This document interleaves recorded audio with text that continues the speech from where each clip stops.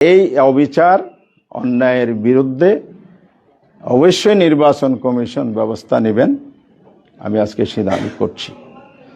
আমি কমিশনকেও জানিয়েছি এবং আমার যত জায়গায় বলার সেটা আমি বলেছি।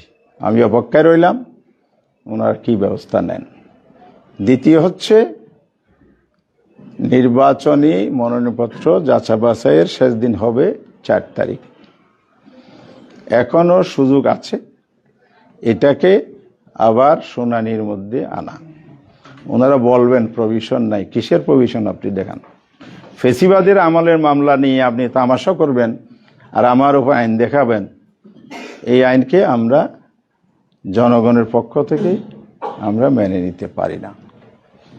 সুতরাং এটা যেন আজকে আমাদের আইনজীবী একটা আবেদন করেছেন যে উনি যখন শুনানি করছিলেন, শুনানির সময় এই ধারাগুলো উনি ব্যাখ্যা করছিলেন, আমি যে ব্যাখ্যা করছি, হয়তো উনি আরো বেটার লিগ্যাল পয়েন্টগুলো ভেরি ক্লিয়ারলি ব্যাখ্যা করতে চেয়েছিলেন, সে প্রস্তুতি ওনার ছিল। ওনার শুনানিকালে দফায় দফায় ওনাকে বাধাগ্রস্ত করা হয়েছে, এগুলো শুনবো না, এগুলো দরকার নাই, ওটা আনেন সেটা আনেন। তো ওনারা কাগজ চেয়েছিলেন, বলছে আপনার সব কিছু ভ্যালিড, শুধু ট্রাইব্যুনাল কি কোন দ্বারায় আপনাকে আদেশ দিয়েছিল, রায় দিয়েছিল, অর্ডার কপিটা দেন।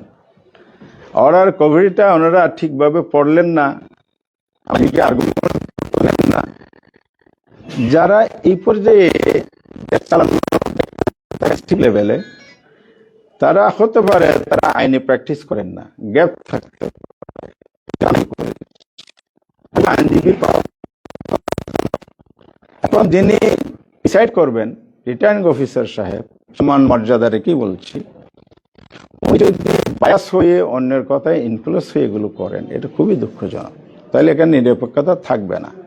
একটু মেরুদণ্ড শক্ত করেন, গার্ডস নিয়ে দায়িত্ব পালন করেন, দেশ বাঁচবে, জাতীয় বাঁচবে। যদি এরকম পক্ষপাতিত্ব করে অন্যের দ্বারা বায়াস হয়ে কথা বলে, আবার এটাও আমি শুনেছি বিরতি দিয়েছে আধা ঘন্টা, কি চলা পরামর্শ হয়েছে, আবার শুনানি চলাকালে আবার কেউ কেউ অফিসারদের মধ্যে বলে যে একটু রাখেন আমি একটু কথা বলি, এগুলোও করেছে। আরেকটা খুব জঘন্যতম কাজ করেছে, বিরতির সময় আমার প্রতিদ্বন্দ্বী প্রার্থীকে ফোনে ডেকে এনে তার লোক এনে আবার একটা পিটিশন ওনা নিয়েছেন, যে পিটিশনটা শুনানির প্রথম দিকে ছিল না। তাহলে এগুলো সব যে পক্ষপাতিত্ব, বায়াসনেস, এটা আমাদের কাছে একেবারেই স্পষ্ট। সুতরাং আমরা চাই দেশে একটা সুন্দর নির্বাচন হোক, সুষ্ঠু নির্বাচন হোক। আগামী 12 ফেব্রুয়ারি এই নির্বাচনে 2টি নির্বাচনের ভোট আছে। একটা হলো রেফারেন্ডাম, সংস্কারের পক্ষে বিপক্ষে হ্যাঁ না ভোট। আরেকটা হলো জাতীয় নির্বাচন, 300 আসনের পার্লামেন্ট সদস্য নির্বাচিত করা, যারা আগামী দিনে দেশ চালাবেন। সেই জায়গাটার বড় আমানতদারির দায়িত্ব হচ্ছে প্রশাসন, যাদের হাতে পুরো ইলেকশনের দায়িত্ব।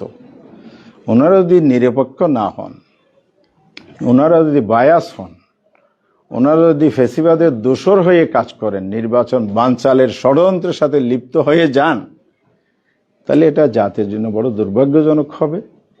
এবং আমরা মনে করি আমরা সরকারকে সবসময় সহযোগিতা দিচ্ছি, এটা আপনারা দেখেছেন, এখনও দিতে চাই।